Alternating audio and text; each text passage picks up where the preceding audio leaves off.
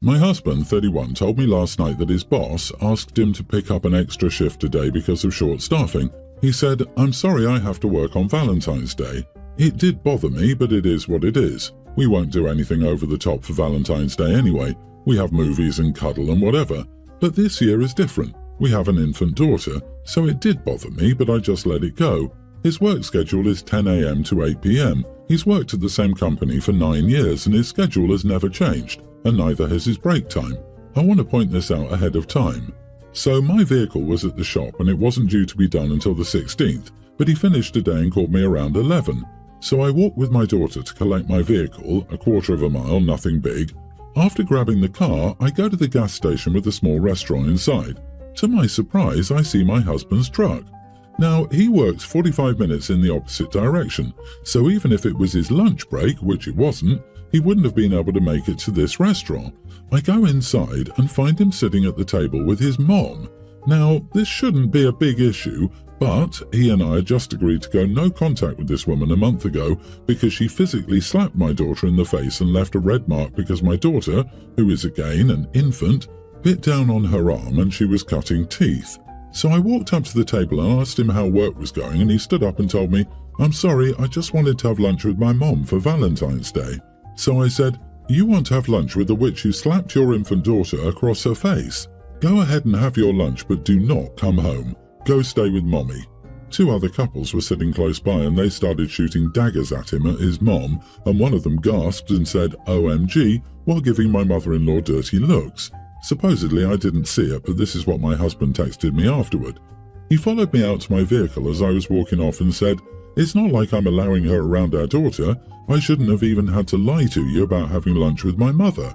All of this is damn pathetic, and then for you to embarrass me in front of the entire restaurant." So I said, "I'd be more embarrassed that you're hanging out with an abuser, but to each their own," and got in my vehicle and left. I then went on the joint bank account and froze it after seeing a $400 purchase from his mother's favourite store, an antique shop, so he brought her shopping as well. I turned it off because more than half of that is my money. I also work full-time and make $9 more an hour than he does. Anyway, I called my friend because I'm just fuming at this point because he made the agreement to go no contact with this woman, and then he ditched me and his daughter on Valentine's Day with a lie about working just to hang out with her. But my friend says I'm being the overdramatic one and should have just left it alone and confronted him in private. Am I the idiot for embarrassing my husband? Edit, when she slapped my daughter, I ended up leaving with my baby. She fought with me when I told her to get out. Therefore, I left instead because she wasn't listening to me or my husband telling her to leave. He said he called the cops and they took a statement. They later stated that it was word of mouth and they weren't pursuing it. I now have my doubts about him ever calling the cops. Not the idiot, so he lies to you, both about work and seeing his mother. Then he takes her out for Valentine's Day and buys her an expensive present after she slaps your child. Update me when you kick him out. Also, send him a text asking if he really filed a police report when his mom slapped your baby. Make sure you get in writing his confirmation that it happened so you'll have ammunition about a restraining order, supervised visitation for him, and custody for you if you go that route. If you leave him, you still need to protect your baby. Yeah, gonna need an update on this one. He cancelled Valentine's Day with his wife and instead took his mother, who slapped his infant across the face, out to lunch and shopping. I'm seeing red on behalf of OP. Her husband and mother-in-law are trash. Lady, your husband is a lying coward. Why did he specifically pick Valentine's Day, even if you don't really do anything? Why today? Because he's her son's band and his mom's wife needed him. OP, you married a mama's boy. I'm so sorry. Also, cut off the friend who says you overreacted. If that friend doesn't see the glaring red flag here, the friend is also a red flag. Your husband lied to you and ditched you one day to be with his mom while also breaking your agreed boundary to be no contact after she abused your child. Nope to all of it. It's divorce-worthy, let alone merely making a scene. My 33 male daughter, teen, got into an argument with her brother, younger teen, because she sometimes doesn't wear bras around the house. She's still covered, but she just wears a t-shirt instead. She said that wearing a bra is painful and makes her uncomfortable, so I shouldn't mind. However, my son recently started expressing his discomfort and saying that it makes him uncomfortable and she should begin to wear bras again. My daughter heard this and got upset, saying she wasn't bothering anyone. He said he was bothered by it and she should cover up. I told her that if he's uncomfortable, she might just put on a bra when she leaves her room. She got upset and said to me that it's unfair that she has to wear a bra when her brother doesn't have to cover his man boobs. He got upset at this and accused her of making fun of him. I told him that she wasn't making fun of him and said to him that it was a fair statement. I told him that if she's also uncomfortable, then he should start wearing a shirt when he leaves his room. He started crying and accused me of calling him fat, which confused me as those words never came out of my mouth. I felt terrible and wanted to let my son know that he misinterpreted what I meant. But when I went to talk to him, he just told me to leave him alone and wouldn't stop crying, so I decided to give him some space. My wife told me that I knew how sensitive our son could be about his weight and that I should have been nicer about it. This made me feel extremely bad, and I tried to apologize to him again, but he just ignored me and wouldn't even speak or look at me. I thought I was just being fair, but I don't know. Wow, you are the idiot. If he's uncomfortable, he shouldn't stare at her chest. Unbelievable you asked her to wear a bra at home. No one does that. And also because you're more worried about hurting your son's feelings. Tell your son it's not any woman's job to make him comfortable. He shouldn't be looking at his sister's chest anyway. Dude, you're wrong for not addressing the real issue. His being uncomfortable has nothing to do with her. Bras suck. I hope they stop being the norm and become more of a rarity. If your son confided his feelings with you, you should have asked what about her not wearing a bra makes him uncomfortable and brainstormed ideas together that could help him handle his problem. Your son has no right to tell his sister how to dress. There is no reason to dictate what she wears at home. He needs to learn how the gift was great. Seeing that I was confused, my wife helpfully reminded me of the traditional luggage gift, and then I realized. There was a family tradition of giving kids a luggage set for their 16th birthday. Yes, but that was my ex-wife's family, not mine. I was never even involved. It was always a thing for them. A few decades ago, one of my ex's sisters got a job at a high-end luggage company and took over for the next gen of the family, my daughter and her cousins, because she could get it for really cheap with her discount. My daughter is the youngest of the kids on that side. Around the time she was turning 13, between the aunt knowing she would be retiring soon and some personal drama, they decided to give my daughter her set for her birthday so she wouldn't be left out. I've always thought that tradition was a stupid amount of money to be spent. Even $1,000 is way too much to spend on luggage for anyone, especially a kid. I wouldn't spend that much on myself. I tried to tell them all of this. My wife thinks that by letting my daughter participate, by accepting the gift, I've also made it my family tradition, and now I'm just singling her kids out. I'm not. Not caring about her accepting a gift from her aunts doesn't mean I don't still think it's stupid.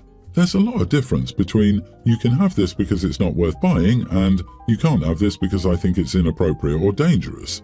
Also, it would be even more expensive for us to buy it for them than even the aunt spend on my daughter. My daughter's set cost me nothing and her aunt $1,000 as she had a discount. Buying the other kids' sets would cost me $2,000 each, so $4,000. Now everyone is upset at me because I'm making it clear that I don't care about Marcel and Marceline as much as my daughter because I'm breaking tradition and telling them they don't deserve anything that my daughter had. Am I wrong for thinking this is ridiculous? Correct me if I'm wrong on any of this.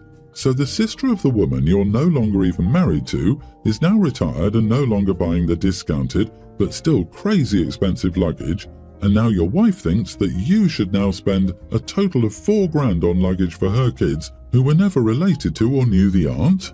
$4,000 for luggage? For teenagers? LOL, oh heck no, not the idiot. Info, why can't your wife buy them this nonsense? Oh come on, why ask this question at all? You know the answer. Because the new wife has found a wedge issue that she can use to claim OP's treatment of her and her kids is unfair, and by God above, she's not going to waste it. Excuse me, but does that luggage set go into the trunk of a Bentley?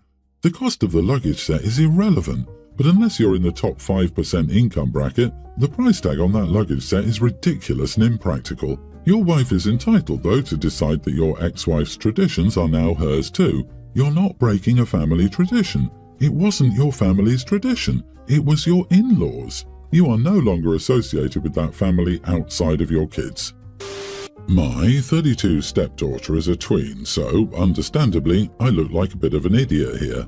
So my stepdaughter Jamie lives with us full time and she's an absolute joy to be around. But her music drives me back crap crazy. Not because I don't like the songs she plays, but because she listens to the same 6 songs on repeat. Circles by Post Malone, Stitches by Shawn Mendes, Nothing Holding Me Back by Shawn Mendes, Without Me by Halsey, some BTS song, and Kiss Me More by Doja Cat. So anyway, the problem is that whenever she comes into the main living area, she will turn on the Alexa and play these same songs on repeat for hours on end. Every time something that is not one of these songs comes on, she changes it to one of those songs. There have also been a few times when her brother will be listening to music and she'll change it to one of her songs. If you tell her to stop, she will say, "Your music sucks, mine's better." Never fails. That's the only thing she ever says to defend her actions. Well, today she was washing the dishes as part of her chores and she turned on the Alexa. I have zero problem with her listening to the music as long as she keeps it quiet. The Alexa is loud enough at volume 3 when it's only her in the kitchen, but instead she puts it on 5 and we can't hear ourselves think. So today I walked into the kitchen when she was doing that and said, "Alexa, volume 3. Well, my stepdaughter whips around and says, "Alexa, volume 8, and smirks at me. So I unplugged the Alexa and told her she could no longer use it. Please remember that I told her to turn the Alexa down before I went in and did it myself. She's absolutely fuming with me right now, and my husband is saying that I can't just cut her off from using the Alexa. He thinks we need to try to be more accepting of the fact that this is music that she relates to, and we shouldn't judge her for it. I've stuck to not letting her use it for the time being, however, because I'm tired of having my eardrums burst with the same 6 songs on repeat. Am I the idiot? It's been like these same 6 songs for over a year. Edit, she has headphones, a tablet and her own Spotify account. She will not wear headphones around people because she says it's a pet peeve of hers. Not the idiot. The living room is a common area and she can go in her room and listen to the songs on repeat. You told her to turn it down, she didn't, so you did, then she turned it up louder and completely disrespected you. So is your husband okay with her not listening to and respecting you? Your husband is the problem here.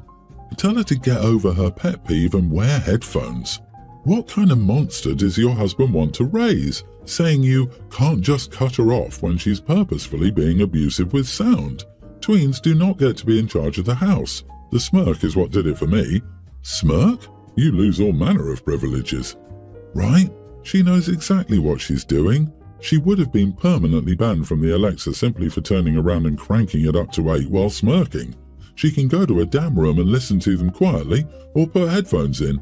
She's being massively childish, and her pet peeve does not mean she gets to drive everyone else insane for her comfort.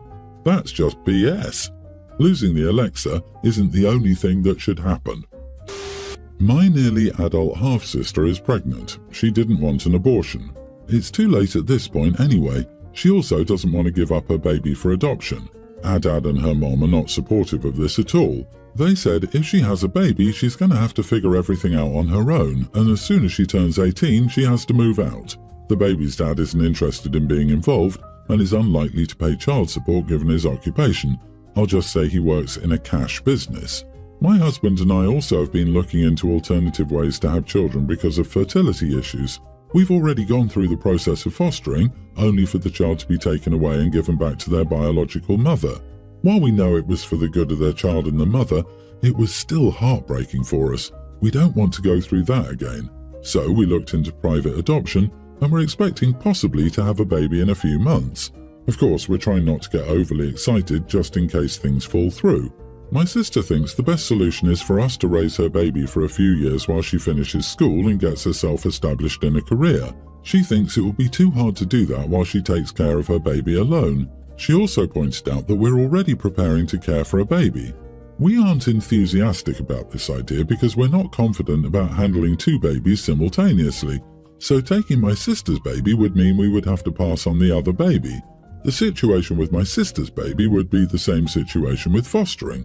We would raise a child for years, only for the child to be taken away, and we don't want to do that again. My sister says it's different because we'll still get to see and know her child as their aunt and uncle. It doesn't seem likely we'd be able to see the child very often after they go back to my sister, since we live so far away. It would be a different matter if we were adopting her baby, but she doesn't want that. We didn't push it, but she was quite angry at the suggestion and accused us of coercing her to give up her baby like our dad and her mom. She's insisting she just wants it to be temporary until she's financially self-sufficient. I just bought a house I can't afford. I know you were thinking about a house, so instead of that, can you just pay my mortgage and take care of my house for a few years until I can afford to kick you out and keep the equity? Not to mention, what's that going to do to the kid's mental health? You are not the idiot. Don't do it. To add to your analogy, hey, the house is in disrepair, so I'll need you to do the heavy lifting and labor-intensive parts of renovating the house, so when I finally come back into the picture, it's easier sailing for me. Newborns are pretty needy and take a lot of time and energy. Half-sister wants none of that but to deal with the child as they get to the toddler stage. Also, what if Sissy has another accidental pregnancy? I wonder who she'll expect to pick up the slack there too. And it doesn't matter if baby daddy isn't interested in being involved. That's what court-ordered child support is for. Sounds like baby sis wants to loan out her kid while she establishes herself, and it doesn't matter to her at all. It'll be at OP's and the kid's expense. OP, you are preparing for a baby, but not your sister's baby.